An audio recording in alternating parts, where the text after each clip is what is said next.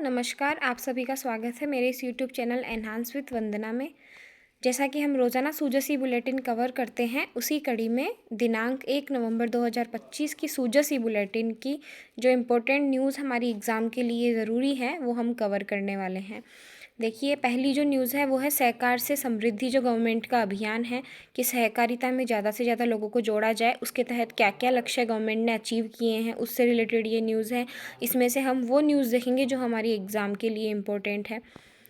जैसा कि आपको पता है, 2025 को इंटरनेशनल ईयर ऑफ कोऑपरेटिव घोषित किया गया है। Cooperatives build a better world. तो उसी दिशा में राज्य सरकार का ये प्रयास है कि ये जो 2025 को जो सहकारिता का अंतर्राष्ट्रीय वर्ष घोषित हुआ है, उस दिशा में ऐसा काम किया जाए कि हम भी वैश्विक स्तरीय जो लक्ष्य हैं उनको प्राप्त कर सकें।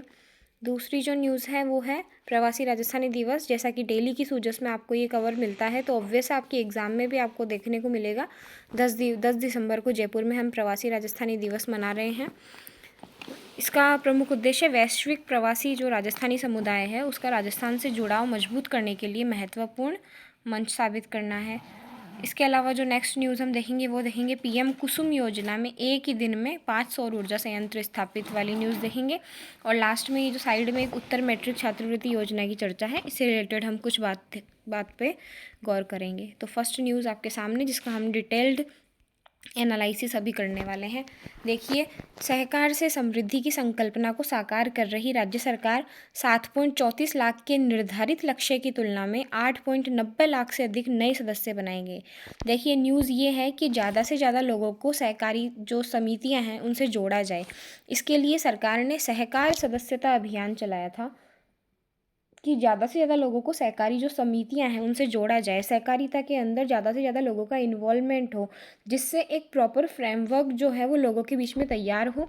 ये जो सहकारी समितियां हैं ये किसानों और जो सरकारी योजनाएं हैं उनके बीच में एक प्रमुख कड़ी का काम करती है। तो इस यदि सहकारिता में ज़्यादा से ज़्यादा लोग इंडल्ज होंगे, ज़्यादा से ज़्यादा लोग इन्वॉल्व होंगे, तो सरकारी योजनाओं का जो प्रॉपर लाभ है वो किसानों तक आसानी से पहुंच जाएगा। तो गवर्नमेंट इस अभियान को आगे बढ़ाने के लिए नए नए कॉन्सेप्ट लाती है, जैसे सहकार से समृद्धि, यानी सहकारिता से जुड़ोगे तो समृद्धि प्राप्त होगी। सहकार सदस्यता अभियान, यानी सहकारिता में यदि आप सदस्यता लेंगे तो आपको सरकारी योजनाओं का समुचित लाभ दिया जाएगा।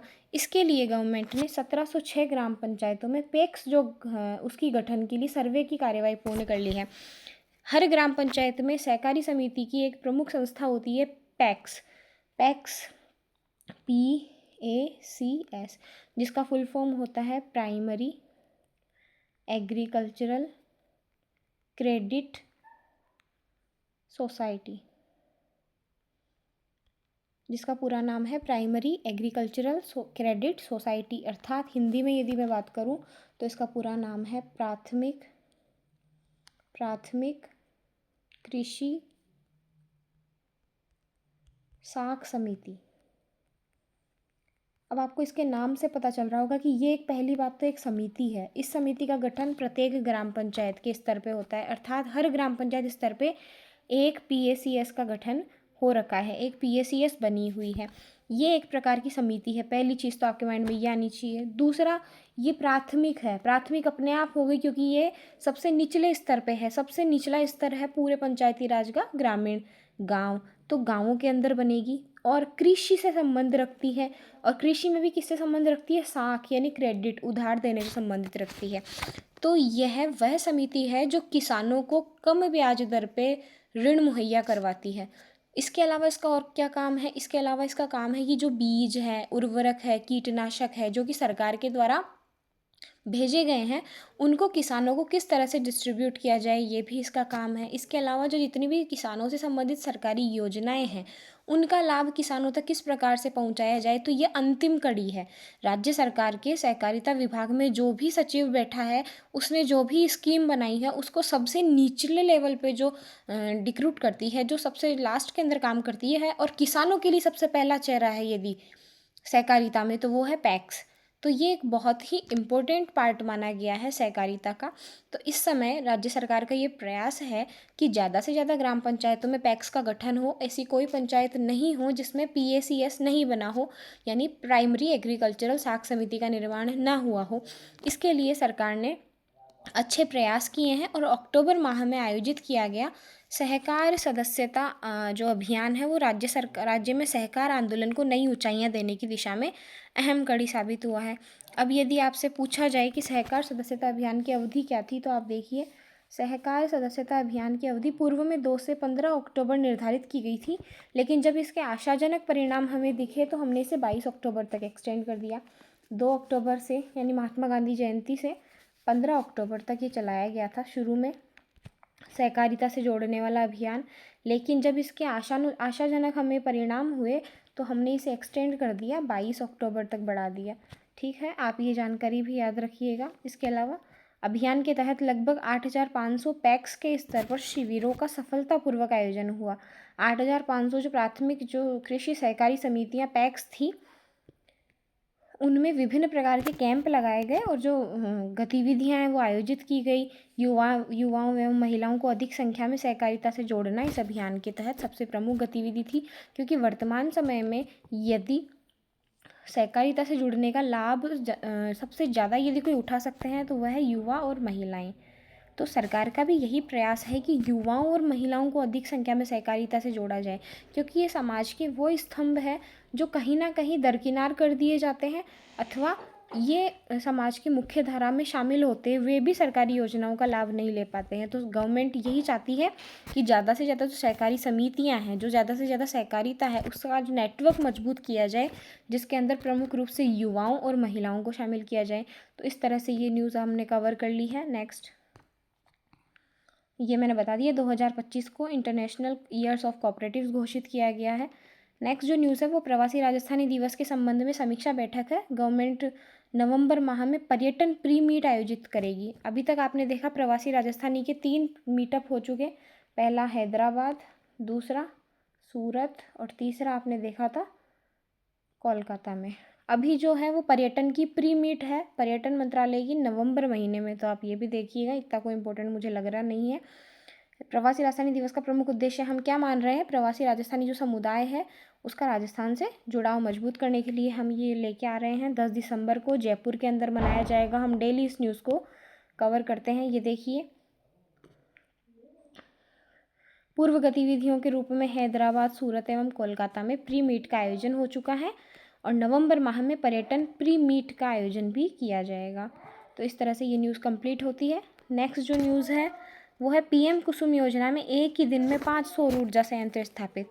देखिए, इसमें जो आपके लिए इम्पोर्टेंट न्यूज़ है वो है PM कुसुम योजना। इसके ऊपर हम चर्चा करते हैं। देखिए, PM कुसुम योजना में ये जो है ये गवर्नमेंट का फैक्चुअल डेटा है जो गवर्नमेंट को पब्लिश करना होता है, बट हमारी एग्ज़ाम में यदि क्वेश्चन आएगा तो PM कुसुम योजना से आएगा।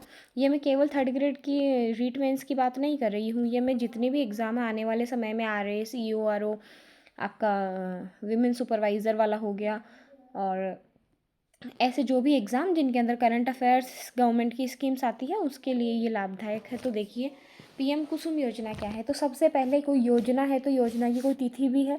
तो ये योजना 2019 के अंदर सेंट्रल गवर्नमेंट के द्वारा लागू की गई थी। केंद्र सरकार ने इसको लाया था। देखिए इसमें क्या है, इसका जो पहले तो नाम बड़ा अट्रैक्टिव है, आप इसका नाम देखिए, PM कुसुम योजना। कुसुम योजना, इसका पूरा नाम है किसान ऊर्जा सुरक्षा उत्थान महाअभियान। किसान ऊर्जा सुरक्षा उत्थान महाअभियान, अर्थात यह ऐसा अभियान है जो किसानों को ऊर्जा सुरक्षा करवाएगा। किसानों के पास में ऊर्जा की सुरक्षा रहेगी और यदि किसानों के पास में एनर्जी सिक्योर रहेगी तो किसानों का उत्थान होगा। तो इस सब को लेकर के ये एक महाअभियान के तौर पर चलाया गया था। अब आप इसका नाम से परिचय हो चुके हैं और 2019 के अंदर ये लॉन्च की गई थी। तो देखिए, गवर्नमेंट क्या करना चाहती है, गवर्नमेंट चाहती है कि जो किसान है वो बिजली के लिए सिर्फ और सिर्फ जो डीजल आधारित पंप है, जो ग्रिड है, ग्रिड से जो एनर्जी मिलती है उस पर डिपेंडेंट नहीं रहे। इस अब जब पूरा विश्व रिन्यूएबल एनर्जी की तरफ जा रहा है, नवीकरणीय ऊर्जा की ओर अग्रसर हो रहा है, तो किसान जिसको बिजली की सख्त आवश्यकता है, उसका पूरा सिंचाई सिस्टम जब खेत इस पे बिजली पर निर्भर करता है, तो क्यों ना किसानों को भी सोलर एनर्जी से जोड़ा जाए। उनके जितने भी खेती के लिए उनको पानी चाहिए, तो उनके जो पंप वगैरह है, उनको जितनी भी बिजली मिले वो क्यों ना डीजल और ग्रिड की बजाय सौर ऊर्जा से मिले। तो गवर्नमेंट ने इसके तहत 3 कंपोनेंट बनाए, घटक ए, घटक बी और घटक सी। देखिए इसके तहत क्या किया जाएगा। पहला क्वेश्चन है, पहला जो मैं न्यूज़ बताना जा रही हूँ वो है पीएम कुसुम योजना में एक ही दिन में 5 सौर ऊर्जा संयंत्र स्थापित, जिसके तहत मैं बता रही हूँ घटक ए, घटक बी और घटक सी। घटक ए के अंदर आप क्या देखेंगे, घटक ए के अंदर हम ये देखते हैं कि किसान की खुद की ज़मीन है, ये किसान की खुद की ज़मीन है और गवर्नमेंट के प्रयासों से, गवर्नमेंट जो सब्सिडीज़ वगैरह देगी उससे किसान अपनी ज़मीन पे सोलर पावर प्लांट लगा सकता है, सोलर जो विद्युत ऊर्जा संयंत्र है उनकी स्थापना कर सकता है। तो हम इसमें पावर प्लांट लगाएंगे। फर्स्ट घटक के अंदर 500 किलोवाट से 2 मेगावाट तक के लगाए जा सकते हैं। यहाँ लिख देती हूँ मैं 500, ये क्या हो रहा है, वेट, 500 किलोवाट से घटक एक के अंदर 500 किलोवाट से 2 मेगावाट तक का आप सोलर पावर प्लांट लगा सकते हैं, किसान खुद की ज़मीन पे या फिर सहकारी समिति या कृषि जो उत्पादक संगठन है, किसान उत्पादक संगठन है, वो मिल करके लगा सकते हैं। पेन का मैं कलर चेंज कर लेती हूँ ताकि विजिबल हो, थोड़ा पतला भी कर लेती हूँ, वेट। नेक्स्ट जो घटक है वो है घटक बी। घटक बी के तहत क्या करते हैं, घटक बी के तहत स्टैंड अलोन सोलर पंप की स्थापना की जाती है, सोलर पंप की स्थापना की जाती है।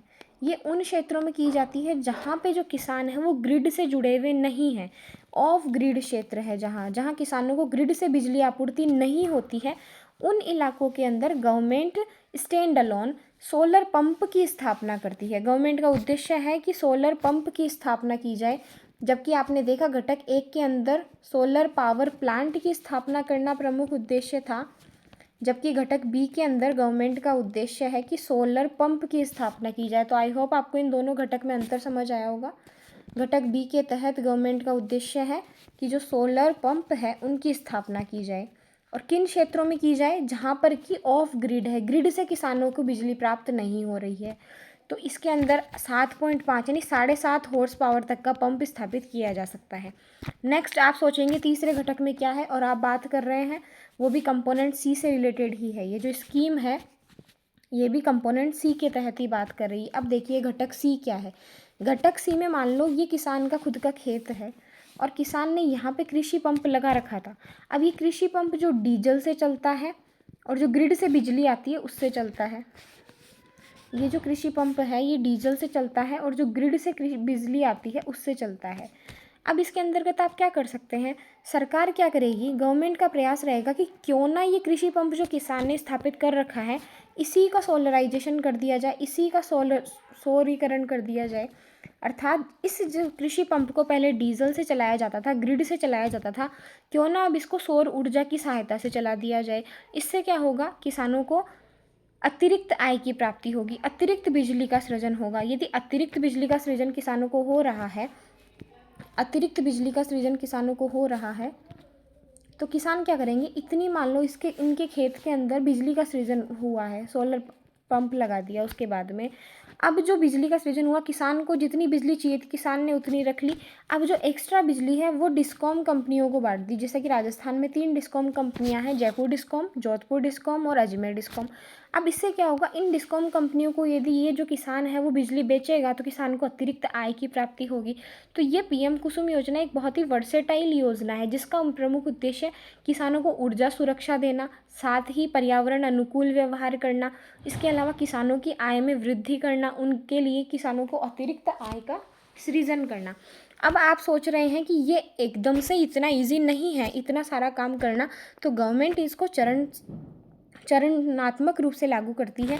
गवर्नमेंट ने कहा है कि हम इस पर सब्सिडीज़ देंगे। राजस्थान, हर स्टेट के अंदर अलग अलग सब्सिडी का जो है वो नियम बना रखा है। राजस्थान के अंदर जो सब्सिडी का रूल है वो ये है कि जो सेंटर है यानी केंद्र सरकार 30% पैसा देती है, राज्य सरकार 30% पैसा देती है, यानी 60% पैसा तो आपको सरकार की तरफ से मिल जाता है। अब आप सोच रहे हैं कि 40% पैसा किस तरह से बटा हुआ होता है, तो 40% पैसा किसान को खुद की जेब से लगाना होता है। जो 40% पैसा है वो किसान को खुद को वहन करना है। हाँ, यदि किसान चाहे तो इसमें से 30% पे बैंक से लोन ले सकता है। किसान को बैंक का लोन मिल सकता है। तो आप जानते हैं बैंक से यदि हम लोन लेंगे तो हमें चुकाना पड़ेगा, यानी एट द एंड वो हमारी जेब से ही जाएगा। और 10% तो किसान को एट द टाइम ही खुद के पास से लगाना पड़ेगा, जब वो सोलर पंप की स्थापना कर रहा है या सोलर पावर प्लांट लगा रहा है, जो भी है। तो आप इससे क्या समझ रहे हैं कि 60% यानी 100 रुपये में से 60 रुपये तो सरकारों ने दे दिए, जिसमें 30 रुपये केंद्र सरकार ने, 30 रुपये राज्य सरकार ने दे दिए। लेकिन जो 40 रुपया है वो किसान को खुद को अपनी जेब से भरना है। और उसमें से भी यदि किसान चाहे, उसके पास में इस समय रुपए की कमी है, ऐसी कोई व्यवस्था नहीं हो पा रही है कि वो अपनी जेब से हाथों हाथ लगा सके, तो वो बैंक से लोन ले सकता है। 30% उसको लोन मिल जाएगा और जो 10% है वो किसान को अपनी जेब से उस समय भी लगाना होगा। तो आप ये सब्सिडी वाला रूल भी समझ गए होंगे। अब जब कोई योजना है तो योजना की एक बात है कि योजना का टारगेट भी होना चाहिए। तो ये टारगेट टाइमली बदलते रहते हैं। अभी जो गवर्नमेंट ने लेटेस्ट जो टारगेट बनाया वो ये है कि मार्च 2026 तक हम जो है पीएम कुसुम योजना से 34,800 मेगावाट जो बिजली है उसका उत्पादन कर लेंगे, बिजली का उत्पादन कर लेंगे। और ऐसा यदि हमने किया तो हम जो वैश्विक ग्रीन एनर्जी है उसमें अपना बहुत ही इम्पोर्टेंट रोल अदा कर पाएंगे। तो आई होप आपको ये योजना अच्छे से समझ आई होगी। इसके अलावा इधर साइड में दे रखा है उत्तर मैट्रिक छात्रवृत्ति योजना। देखिए, ये एक छात्रवृत्ति योजना है और इसका संचालन करता है सामाजिक न्याय एवं अधिकारिता विभाग। ये शैक्षणिक सत्र 24-25 के लिए चल रही है। उत्तर मैट्रिक पोस्ट मैट्रिक छात्रवृत्ति योजना है। इससे रिलेटेड अभी ऐसी कोई जानकारी इसमें नहीं दी गई है सूजस के अंतर्गत। यदि आप चाहते हैं कि मैं इस योजना को भी डिटेल से एनालिसिस करूँ तो मैं इसका अलग से कोई वीडियो बनाकर डाल सकती हूँ, आप कमेंट बॉक्स में डाल दीजिएगा। अब जैसा कि पूरा सूजस हमने कवर कर लिया है, तो लास्ट में सूजस के सार में यही है कि सहकार से समृद्धि और सहकार सदस्यता अभियान से राज्य में सहकारिता का नेटवर्क मजबूत किया जा रहा है। 2 से 15 अक्टूबर पहले निर्धारित किया गया था, जिसे 22 अक्टूबर तक बढ़ा दिया गया। प्राथमिक कृषि जो साख समिति है उसको बहुत ही ज़्यादा इम्प्रोवाइज़ किया जा रहा है, बहुत ही ज़्यादा गवर्नमेंट आगे फॉरवर्ड कर रही है। दूसरा, प्रवासी राजस्थानी का नवंबर माह में पर्यटन प्री मीटअप है, 10 दिसंबर को हम जयपुर में मनाने जा रहे हैं। और पीएम कुसुम योजना का मैंने डिटेल्ड एनालिसिस आपको बता दिया है। आई होप आपको ये सूजस का जो आज का डिटेल्ड एनालिसिस है ये समझ आया होगा। हाँ, थोड़ा बहुत बड़ा वीडियो हो सकता है, बट यदि कोई योजना किसी वीडियो के अंदर कवर हो जाती है और हमें समझ आ जाती है तो उस टाइम का सदुपयोग ही समझा जाता है। आज वीडियो का पेपर भी हुआ। आई होप आपको अच्छा लगा होगा। मुझे पर्सनली ये पेपर कैसा लगा इसके बारे में मैं जल्दी ही अपनी राय 1 या 2 दिन के अंदर ज़रूर से रखूँगी। इसके लिए आप बेफिक्र रहिए। और आई होप आपको ये सेशन अच्छा लगा होगा। यदि वीडियो अच्छा लगे तो लाइक कीजिए, शेयर कीजिए, चैनल को सब्सक्राइब कीजिए। Thanks for watching this. All the best for your exam.